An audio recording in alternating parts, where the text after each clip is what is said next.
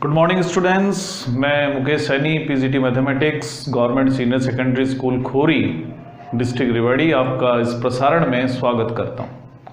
प्यारे बच्चों, इससे पहले वाले लेक्चर्स में हम मैट्रिक्स का एडिशन और सब्ट्रैक्शन के बारे में पढ़ चुके थे और पिछले लेक्चर में हमने दो मैट्रिक्स को मल्टीप्लाई कैसे करते हैं ये हमने सीखा था। आज मैट्रिक्स मल्टीप्लिकेशन की कुछ प्रॉपर्टीज के बारे में हम पढ़ेंगे। तो आज शुरू करते हैं। हमने जब पिछला लेक्चर लिया था तो उसमें हमने पढ़ा था कि जब भी दो मैट्रिक्स को हम मल्टीप्लाई करते हैं, मान लीजिए इनका नाम ए और बी है, तो हो सकता है ए बी डिफाइन हो और बी ए डिफाइन ही ना हो। यानी जो मैट्रिक्स का प्रोडक्ट है वो कॉम्यूटेटिव हो जरूरी नहीं है। तो आइए कुछ प्रॉपर्टीज के बारे में और बात करें। तो क्योंकि हमने ये तो देख लिया कि ए बी और बी इन जनरल बराबर नहीं होते हैं, लेकिन कई बार ऐसी परिस्थितियां भी हो जाती हैं जब दो मैट्रिक्स का प्रोडक्ट सेम भी हो जाता है। जैसे हम एग्जाम्पल लें, मान लीजिए मैट्रिक्स ए लेते हैं हम, तो मैट्रिक्स ए हम ले लें 1 2 0 0 और मैट्रिक्स बी ले लें 5 6 0 0। पहले हम ए इंटू बी करते हैं। तो ए इंटू बी देखें, ए इंटू बी हमें क्या मिलेगा? दोनों के ऑर्डर सेम है। ए का ऑर्डर भी 2 इंटू 2 है और बी का ऑर्डर भी 2 इंटू 2 है, यानी ए इंटू बी भी 2 इंटू 2 मैट्रिक्स ही होगा। तो अब शुरू करते हैं, क्योंकि आप मैट्रिक्स का मल्टीप्लिकेशन सीख चुके हैं। तो यहां हमें मिलेगा 1 इंटू 5 और 0 इंटू 0 यानी कि 5। उसके बाद 1 इंटू 0 और 0 इंटू 6, दोनों ही 0 मिलेंगे। अब 2 1 जो एलिमेंट मिलेगा 0 इंटू 5 यानी 0 और 2 इंटू 0 ये भी 0। और जो 2 2 की फॉर्म हमें मिलेगी तो 0 इंटू 0 और 2 इंटू 6 यानी कि 12। तो ये तो हुआ ए इंटू बी। अब आप बी इंटू ए कर लें। तो जब आप बी इंटू ए करें तो बी को पहले लिख लें, ए को उसके बाद में लिखें। तो मैं अपनी सुविधा के लिए ए को बी के बाद में लिख रहा हूं। तो अब बी और ए का प्रोडक्ट करते हैं। तो बी और ए का प्रोडक्ट जब करेंगे 5 गुणा 1 करेंगे और 0 गुणा 0 यानी 5। ए 1 2 का मतलब होगा 5 गुणा 0 प्लस 2 गुणा 0, ये भी 0। ए 2 1 होगा 0 इंटू 1 प्लस 6 इंटू 0 यानी 0। और ए 2 2 होगा 0 इंटू 0 प्लस 6 इंटू 2 यानी कि 12। अब आप यहां देख सकते हैं कि जो ए इंटू बी है वही b इंटू ए बी है, यानी यहां पर ए बी और बी ए बराबर है। लेकिन ऐसा हमेशा होता नहीं है, इसीलिए हम कहते हैं कि यूजुअली ए बी और बी ए बराबर नहीं है, इसलिए product of matrix is not commutative, but in some cases it may be equal. कुछ केस ऐसे होते हैं जहां ए बी और बी ए बराबर होते हैं। तो आप यहां पर एक बात नोट कर रहे होंगे कि यहां पर जो मैट्रिक्स ए है या मैट्रिक्स बी है, दोनों ही डायगोनल मैट्रिक्स हैं। तो जब भी आप दो डायगोनल मैट्रिक्स को मल्टीप्लाई करेंगे तो उस स्थिति में जो प्रोडक्ट होगा वो हमेशा बराबर होगा। तो आप याद रख सकते हैं, on multiplying to diagonal matrix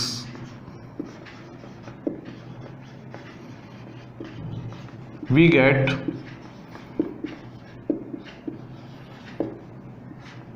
product remains same।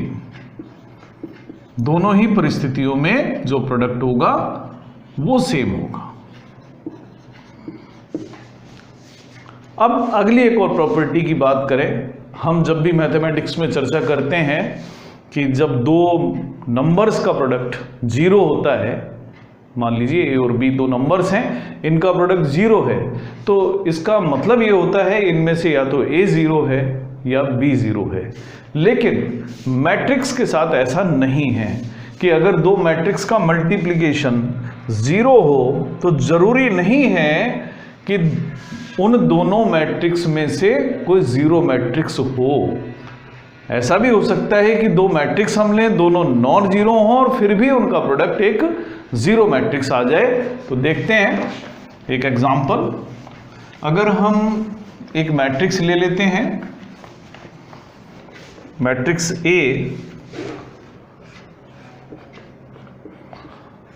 0 0 2 3 ले लें, और एक मैट्रिक्स और ले लें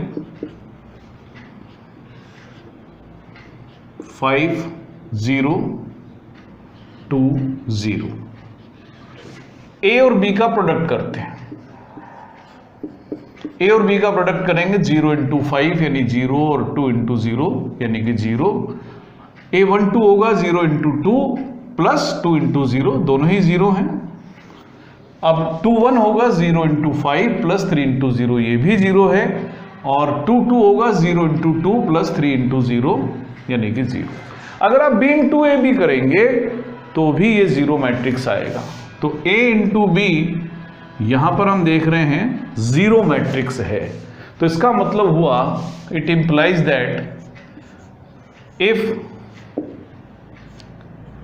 AB is a 0 matrix, then it is not required that either A और B is 0। यानी A और B का प्रोडक्ट अगर 0 है तो ये जरूरी नहीं है कि इनमें से एक मैट्रिक्स 0 मैट्रिक्स होगा। हो सकता है दोनों नॉन जीरो मैट्रिक्स हों फिर भी उनका प्रोडक्ट 0 हो जाए।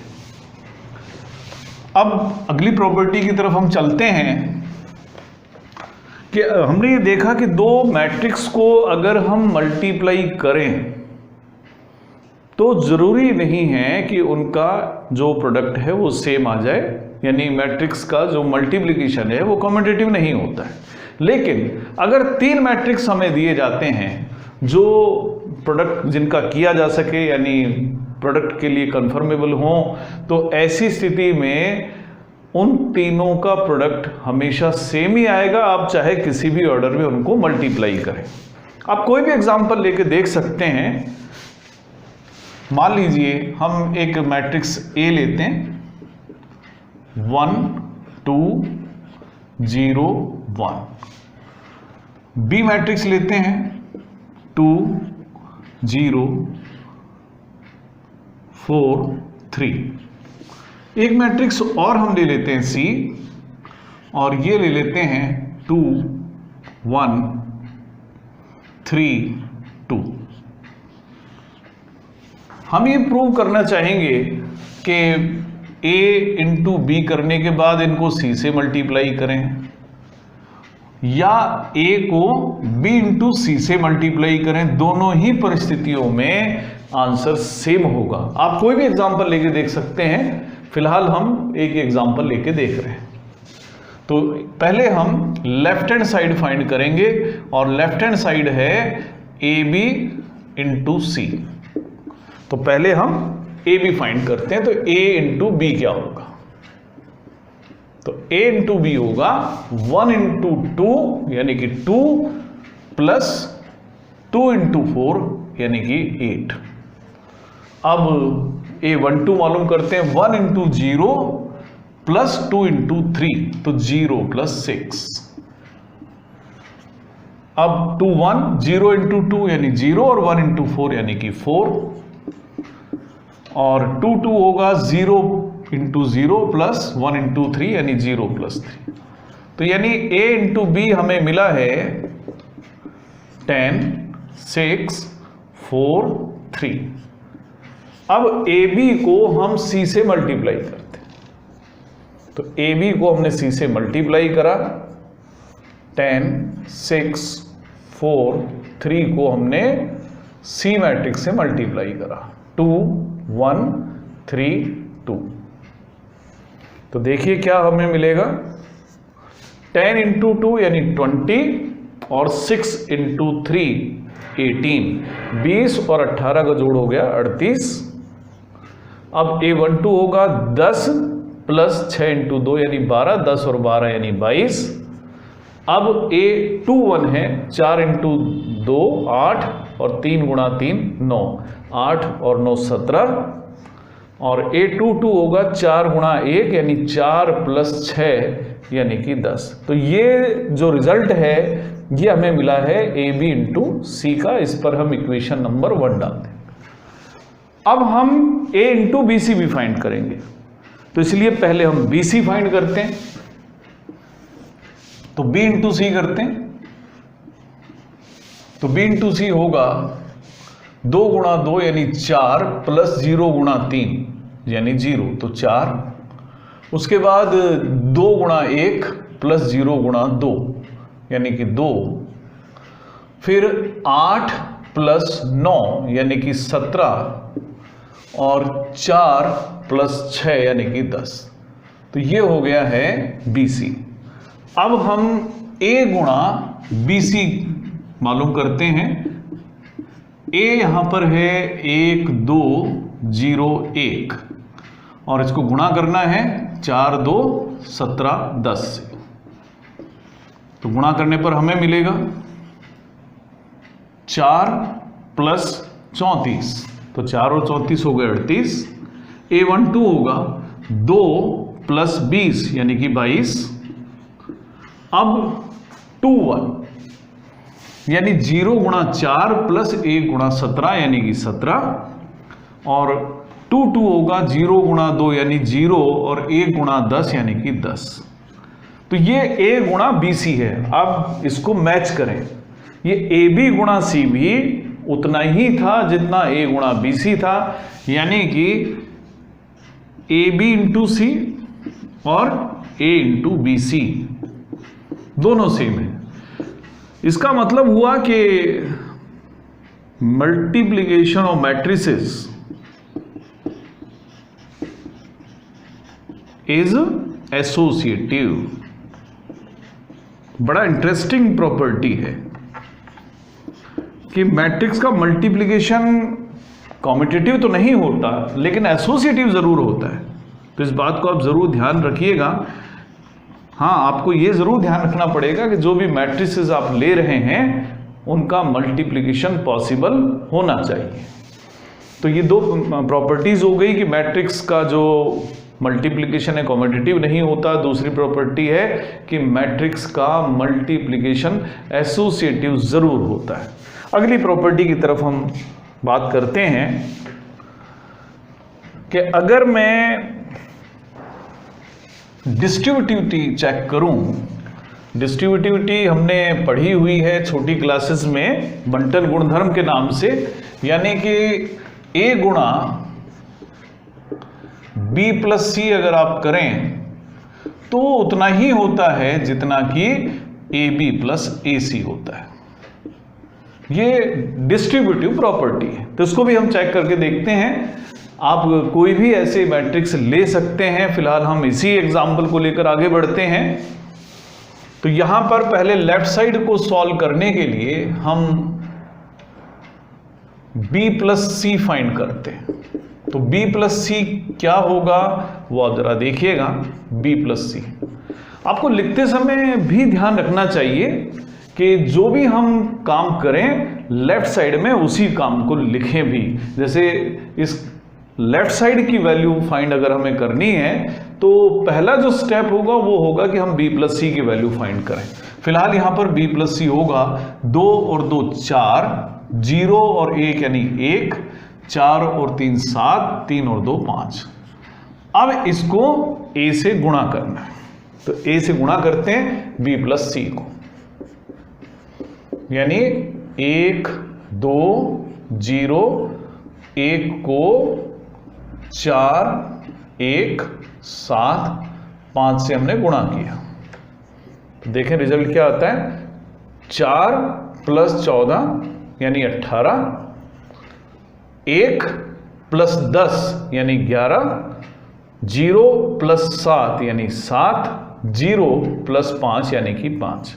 तो ये लेफ्ट साइड हो गया जो कि a इंटू बी प्लस सी है। अब मुझे एक बार ए बी फाइंड करना है, उसके बाद हम ए सी फाइंड करेंगे।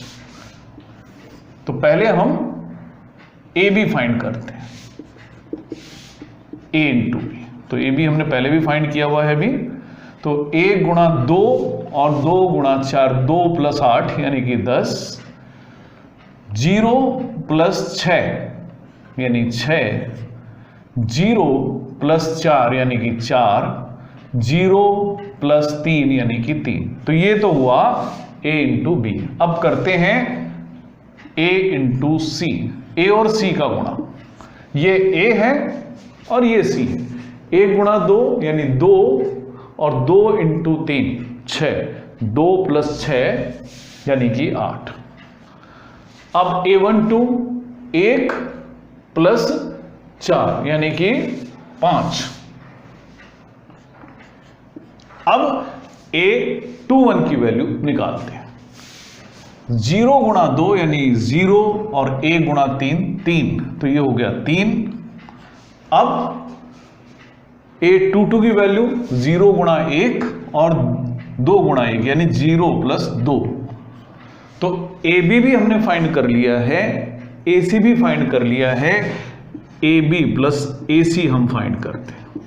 तो AB प्लस AC होगा 10 और 8 18, 6 और 5 11, 4 और 3 7, 3 और 2 5। अब आप जरा इसको मैच करें, जो हमारा लेफ्ट साइड था तो वो सेम मैट्रिक्स था 18 11 7 5, यानी कि A इंटू बी प्लस सी उतना ही होता है जितना ए बी प्लस ए सी होता है। तो इस प्रॉपर्टी को हम कहते हैं डिस्ट्रीब्यूटिव प्रॉपर्टी, यानी जो मैट्रिक्स का मल्टीप्लिकेशन है वो डिस्ट्रीब्यूटिव प्रॉपर्टी को फॉलो करता है। अब अगली जो प्रॉपर्टी है उसके बारे में हम पढ़ेंगे कि हम कोई भी मैट्रिक्स ले लें, लेकिन वो अब स्क्वायर मैट्रिक्स की हम बात कर रहे हैं। अगर किसी भी स्क्वायर मैट्रिक्स को हम मल्टीप्लाई कर दें एक ऐसे मैट्रिक्स से जो मल्टीप्लिकेशन के बाद वही मैट्रिक्स आंसर में दे दे, तो उस मैट्रिक्स को हम कहते हैं आइडेंटिटी मैट्रिक्स। हमने पढ़ा था कि जो आइडेंटिटी मैट्रिक्स फॉर ऑर्डर 2 है वो हम लिखते हैं 1 0 0 1 से। ये थर्ड ऑर्डर का आइडेंटिटी मैट्रिक्स है, इसे यूनिट मैट्रिक्स भी कहा जाता है। अब आइडेंटिटी मैट्रिक्स क्यों कहते हैं इसका भी अभी हम खुलासा करेंगे कि अगर मैं इस मैट्रिक्स आई को a से मल्टीप्लाई करता हूं, देखें रिजल्ट क्या आता है। तो a इंटू आई करते हैं, a इंटू आई करेंगे आप 1 इंटू 1 प्लस 2 इंटू 0 यानी 1। A12 क्या होगा 1 इंटू 0 प्लस 2 इंटू 1 यानी कि 2। अब सेकंड रो फर्स्ट कॉलम होगा 0 प्लस 0 यानी कि 0, और A22 होगा 0 प्लस 1। तो a इंटू आई जब आपने करा तो 1 2 0 1 मिला, यानी a ही आया। इसी तरह से अगर i का a से मल्टीप्लिकेशन करते हैं तो देखें क्या आता है। तो i का a से मल्टीप्लिकेशन करने के लिए मैं a को साइड में लिख लेता हूं a के आइडेंटिटी मैट्रिक्स के। तो 1 plus 0 that is 1, 1 into 2 plus 0 it's again 2, 0 plus 0 0, और अब A22 की बारी है तो 0 प्लस 1, तो 1 2 0 1। एक बार फिर ये मैट्रिक्स भी A मैट्रिक्स के बराबर ही है। तो यह जो मैट्रिक्स है I, ये ऐसा मैट्रिक्स है, आप किसी भी मैट्रिक्स से इसको मल्टीप्लाई कर देंगे तो मैट्रिक्स वही आंसर में आएगा। इसीलिए हम I को कहते हैं ये आइडेंटिटी मैट्रिक्स है। आइडेंटिटी यानी जैसे भी मैट्रिक्स से आप इसको मल्टीप्लाई करेंगे आंसर में वैसा ही मैट्रिक्स आपको मिल जाएगा। तो आइडेंटिटी मैट्रिक्स है I इज आइडेंटिटी। इसीलिए इसको आइडेंटिटी भी कहा जाता है कि आप जिससे भी इसको मल्टीप्लाई करेंगे उसका आइडेंटिकल मैट्रिक्स ये आंसर में देता है। अब ये ऑर्डर पर डिपेंड करता है, लेकिन ये जो मैट्रिक्स आइडेंटिटी है ये स्क्वायर मैट्रिक्स लेना होगा। अब चाहे आप सेकंड ऑर्डर का है या थर्ड ऑर्डर का है, जिस भी ऑर्डर में आप क्वेश्चन ले रहे हैं, सेकंड ऑर्डर का लेंगे तो सेकंड ऑर्डर का आइडेंटिटी मैट्रिक्स यूज करेंगे, थर्ड ऑर्डर का ले रहे हैं तो थर्ड ऑर्डर वाला आपको इस आइडेंटिटी मैट्रिक्स यूज करना चाहिए। तो ये कुछ प्रॉपर्टीज थी जो हमने मैट्रिक्स के प्रोडक्ट से रिलेटेड पढ़ी। एक बार फिर हम रिपीट कर दें कि मैट्रिक्स का जो मल्टीप्लिकेशन है वो कम्यूटेटिव नहीं होता है लेकिन एसोसिएटिव होता है। जनरली a इंटू बी और b इंटू ए बराबर नहीं होते हैं, लेकिन विशेष परिस्थिति में ये बराबर भी हो सकते हैं। a इंटू बी अगर जीरो है तो इसका मीनिंग ये नहीं है कि a या b में से कोई जीरो होगा। हो सकता है इन दोनों में से एक भी जीरो ना हो, फिर भी a इंटू बी जीरो हो जाए। इसी तरह से हर मैट्रिक्स के लिए एक ऐसा मैट्रिक्स I मौजूद होता है जिससे मैट्रिक्स को मल्टीप्लाई करें वही मैट्रिक्स में आता है, तो I को कहा जाता है आइडेंटिटी मैट्रिक्स। तो अब हम करते हैं कुछ क्वेश्चंस जो एक्सरसाइज 3.2 से हम लेंगे। कल हमने इसके जो क्वेश्चंस करे थे वो क्वेश्चंस हमने क्वेश्चन नंबर 6 तक कर दिए थे। अब इसके बाद में क्वेश्चन नंबर 9 है या 10 है या 11 है, इन सभी क्वेश्चंस में 9, 10, 11 और 12 सभी में कुछ मैट्रिक्स इक्वेशंस दी हुई हैं। तो इनमें से एक क्वेश्चन में ले रहा हूं और हमें x, y, z और w ये जो अननोन वेरिएबल्स हैं इनकी वैल्यू फाइंड करनी है। तो ये क्वेश्चन नंबर 12 है और 9 से लेकर 12 तक सभी क्वेश्चन एक ही जैसे हैं। फिलहाल है 12th क्वेश्चन। तो गिवन है 3 times of matrix x, y, z, w is equal to x, 6, -1, 2w plus 4 x plus y, z plus w और 3। तो ये दो मैट्रिक्स अगर इक्वल हैं इस मैट्रिक्स के, तो हमें इन 4 अननोन वेरिएबल्स की वैल्यू बतानी है, इनकी वैल्यू क्या होगी। तो इसके लिए हम सॉल्व कर लेते हैं दोनों साइड्स को। तो लेफ्ट साइड होगा 3x, 3y, 3z और 3w और राइट साइड हो जाएगा x plus 4, x plus y plus 6, z plus w minus 1 और 2w प्लस 3। तो अब दो मैट्रिक्स हैं, दोनों इक्वल हैं, तो इनके कॉरस्पॉन्डिंग एलिमेंट्स भी इक्वल होने चाहिए। तो 3x और x प्लस 4 बराबर होने चाहिए, यानी 2x 4 के इक्वल होगा तो x की वैल्यू 2 होगी, तो x की वैल्यू तो हमें मिल गई है। अब बारी आती है y की। तो 3y और x प्लस y प्लस 6 भी बराबर होने चाहिए, यानी x की वैल्यू 2 प्लस y प्लस 6 है, ये 3y की वैल्यू है। जब आप सॉल्व करेंगे तो आपको मिलेगा 2y equal to 8। 2y equal to 8 है यानी y 4 होना चाहिए, तो y की वैल्यू भी हमें मिल गई। अब नेक्स्ट जो वैल्यू आती है, पहले हमें w को सॉल्व करना पड़ेगा क्योंकि इस इक्वेशन में z और w दो वेरिएबल्स आएंगे। तो पहले हम 3w की वैल्यू लिखते हैं कि ये 2w प्लस 3 के बराबर है, यानी w की वैल्यू जो है वो 3 है। तो अब एक ही वेरिएबल बचा है दैट इज z, तो 3z equal to z plus w minus 1 होना चाहिए। w की वैल्यू हम फाइंड कर चुके हैं, तो z प्लस 3 माइनस 1 3z के इक्वल होगा, यानी 2z 2 के इक्वल होगा, z की वैल्यू 1 होगी। चारों वेरिएबल्स हमने फाइंड तो कर लिए हैं, लेकिन हमें अपनी श्योरिटी के लिए इनको चेक भी कर लेना चाहिए कि क्या अगर ये वैल्यूज में इनमें पुट करता हूं तो दोनों साइड बराबर होंगी या नहीं होंगी। मान लीजिए पहले x की बात करें, x अगर मैं 2 रखता हूं तो लेफ्ट साइड 2 होगा, यहां पर भी 2 हो जाएगा। अब बात करें y की, y 4 है, y की जो वैल्यू है वो 4 है, और यहां पर x ये 3y है और x प्लस वाई प्लस 6 के बराबर होना चाहिए।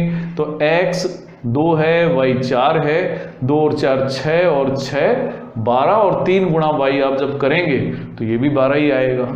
इसी तरह से आप यहाँ पर z की वैल्यू, w की वैल्यू आप रखें 3, तो 3 गुणा 3 यानी कि 9 हो गया, और जब w की वैल्यू आप 3 रखेंगे 2 गुणा 3 6 और 6 और 3 9 हो गया। यानी जो भी वैल्यूज हमने फाइंड करी हैं वो सभी इन इक्वेशंस की दोनों साइड को सेटिस्फाई भी करती हैं। तो इस तरीके से हम जो मैट्रिक्स मल्टीप्लिकेशन पर बेस्ड इक्वेशंस हैं उन्हें सॉल्व कर सकते हैं। तो आप इसी तरीके के जो क्वेश्चंस हैं उन्हें आप सॉल्व करने की प्रैक्टिस करें। हम प्रॉपर्टीज के बारे में पढ़ चुके हैं। कल के लेक्चर में हम जो पावर्स ऑफ मैट्रिसेस हैं उनसे रिलेटेड कुछ क्वेश्चंस करेंगे। आज के लिए इतना ही, धन्यवाद।